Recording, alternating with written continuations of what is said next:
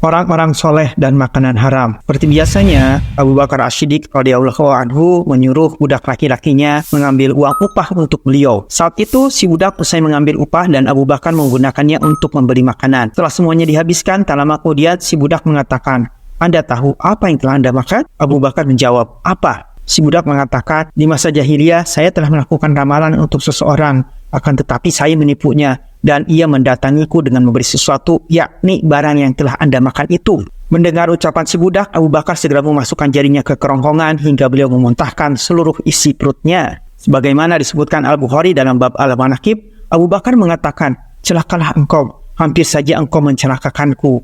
Aku takut kalau dagingku tumbuh karena harta haram ini. Bagaimana bisa aku melakukan hal itu, sedangkan aku telah mendengarkan Rasulullah SAW bersabda, sesungguhnya daging tidak akan tumbuh dari harta haram, kecuali neraka lebih utama untuknya." Riwayat lain yang dibawakan Abu Nuaim disebutkan bahwa Abu Bakar mengatakan, "Kalau seandainya tidak keluar makanan haram itu, kecuali bersama nyawaku, niscaya tetap aku akan mengeluarkannya." Yang kedua adalah tentang Umar bin Khattab. Diriwayatkan juga bahwa Umar bin Khattab melakukan hal serupa dengan apa yang telah dilakukan oleh Abu Bakar. Sebagaimana disebutkan Al-Baihaqi dalam Syu'ab Al-Iman, bahwa beliau meminum segelas susu hingga beliau merasa takjub dengan rasanya. Seketika beliau bertanya kepada si pemberi dari mana ia memperoleh susu itu. Si pemberi susu menjawab bahwa susu itu diambil dari onta sedekah. Setelah mengetahui demikian, Umar segera memasukkan jarinya ke dalam kerongkongan supaya apa yang telah ditelannya termuntahkan. Yang ketiga adalah Fudail bin Iyad. Di masa tabi'in, ada salah seorang yang selalu menjaga dirinya dari makanan haram. Beliau tidak lain adalah Fudail bin Iyad. Karena sangat takutnya memakan barang haram, Bishr al-Hafi, seorang syekh zuhud, menyebutnya bahwa bagi tabi'in ini, makan tanah lebih baik daripada memasukkan barang haram ke dalam perutnya. Sebagaimana disebutkan Ibnu Tahajjud dalam Tahzib at-Tahzib. Yang berikutnya adalah Ibrahim bin Adam.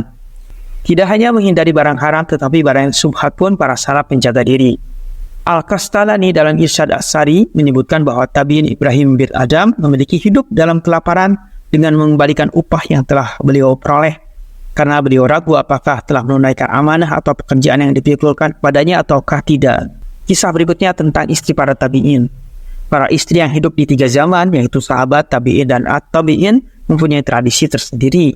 Jika para suami mereka hendak keluar mencari rezeki, mereka terbiasa mengucapkan, "Takutlah kepada Allah terhadap kami dan janganlah memberi makan kami dari barang haram. Sesungguhnya kami masih bisa bersabar terhadap kelaparan, akan tetapi kami tidak akan tahan terhadap siksa neraka." Sebagaimana disebutkan Al-Ghazali dalam Al-Ihya di akhir bab nikah. Ibnu Sirin, seorang tabi'in senior, jika akan melepas kepergian seseorang, beliau mengatakan, "Takutlah kepada Allah dan carilah rezeki halal yang telah ditetapkan kepadamu. Jika engkau mengambilnya dari sesuatu yang haram, maka itu tidak akan menambah jumlah rezeki yang telah ditetapkan Allah kepadamu."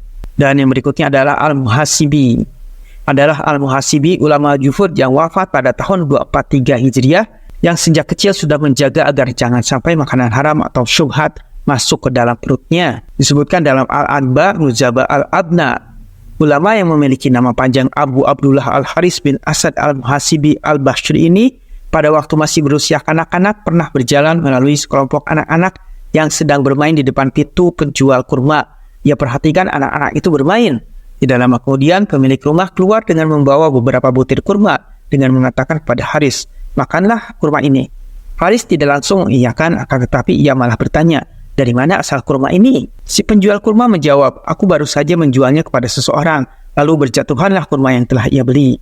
Haris kembali bertanya, "Apakah engkau mengetahuinya?" Si penjual itu kembali menjawab, "Ya." Setelah mendengar jawaban itu, Haris segera pergi menuju sekumpulan anak-anak yang sedang bermain dan bertanya, "Apakah orang ini muslim?" Mereka menjawab, "Ya." Memperoleh jawaban demikian, Haris pergi menjauh meninggalkan si pembeli itu.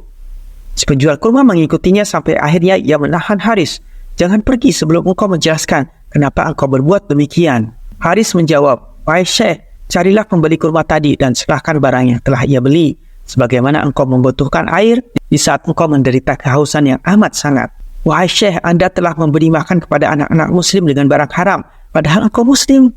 Si penjual akhirnya mengatakan, "Demi Allah, aku tidak akan berdagang hanya untuk mencari dunia selamanya." Dan berikutnya adalah kisah tentang Ibnu Hamid Al-Warraq. Seorang ulama mazhab Hambali bernama Ibnu Hamid Al-Warraq melakukan perjalanan haji tahun 402 Hijriah. Saat itu beliau kehabisan perbekalan di tengah perjalanan. Tidak ada makanan dan minuman yang tersisa hingga beliau tak mampu melakukan perjalanan dan terjatuh.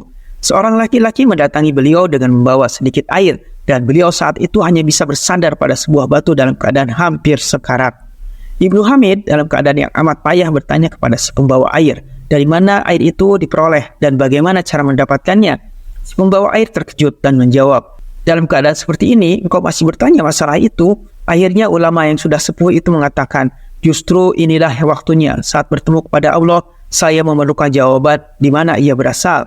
Akhirnya Ibnu Hamid Al-Warraq wafat saat beliau pulang dari haji tahun 403 Hijriah, 1 tahun setelah peristiwa tersebut. Kisah ini disebutkan dalam Tabaqat Al-Hanabilah. Dan kisah berikutnya adalah Sayyidah Badi'ah Al-Jiyah. Al-Qastalani Irsyad As-Sari juga menyebutkan kisah mengenai Sayyidah Badi'ah Al-Ijiyah yang hidup di masa beliau, abad ke-10 Hijriah yang tinggal di Mekah. Saat itu sudah 30 tahun beliau menghindari makan buah-buahan dan daging yang berasal dari wilayah Bajira, karena mendengar kabar bahwa penduduk wilayah itu tidak memberikan warisan kepada anak-anak perempuan. Beliau takut jangan-jangan hewan dan buah-buahan itu termasuk hak para anak perempuan yang tidak diberikan. Dikabarkan juga bahwa ayah beliau Nuruddin tidak memakan buah-buahan yang dihasilkan oleh kebun-kebun di Madinah. Setelah mendapat kabar bahwa para pemiliknya enggan mengeluarkan zakat bagi kebun-kebun mereka. Dan yang berikutnya adalah Muhammad bin Sa'id. Disebutkan dalam Tarikh Baghdad bahwa saat itu Muhammad bin Sa'id, seorang ulama zuhud yang memiliki julukan Uqdah. Beberapa dinar jatuh dari ulama ini persis di gerbang rumah Abu Zar Al-Hajar. Untuk mencarinya, beliau mengajak seorang pengayak tepung.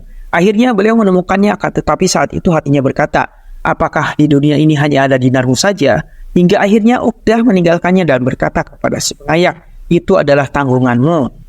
Imam An-Nawawi menyebutkan dalam Tahzib Al-Asma wa Al-Lughat mengenai kehati-hatian Imam As-Sayyiraji yang hidup miskin dan papa.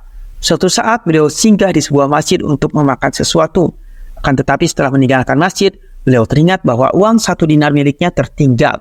Akhirnya beliau kembali dan mendapati uang dinar itu berada di tempatnya. Uang itu dibiarkan saja dan beliau meninggalkannya sambil berkata, mungkin uang dinar ini jatuh dari orang lain dan bukan dinar. Berikutnya adalah kisah tentang Abu Hanifah. Imam Abu Hanifah sebagaimana disebutkan An-Quraifish dalam Ar-Rawd Al-Fa'iq, bahwa Abu Hanifah menahan diri tidak memakan daging kambing setelah mendengar bahwa ada seekor kambing dicuri. Hal itu dilakukan beliau beberapa tahun sesuai dengan usia kehidupan kambing pada umumnya. Imam An-Nawawi sebagaimana disebutkan biografi beliau yang berjudul Al-Minhaj As-Sawi adalah ulama yang amat berhati-hati terhadap makanan.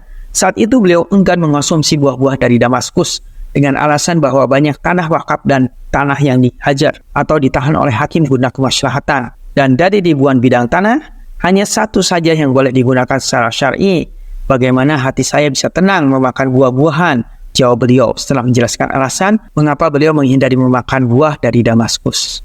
Demikian usaha para salaf dan ulama agar terhindar dari makanan dan harta haram serta syubhat. Karena jika hal-hal yang diharamkan Allah sampai masuk ke dalam tubuh dan tumbuh menjadi daging, maka bisa berakibat amat fatal. Oleh sebab itu, kesengsaraan bahkan kematian lebih mereka cintai daripada harus mengonsumsi makanan haram. Allahu a'lam bishawab.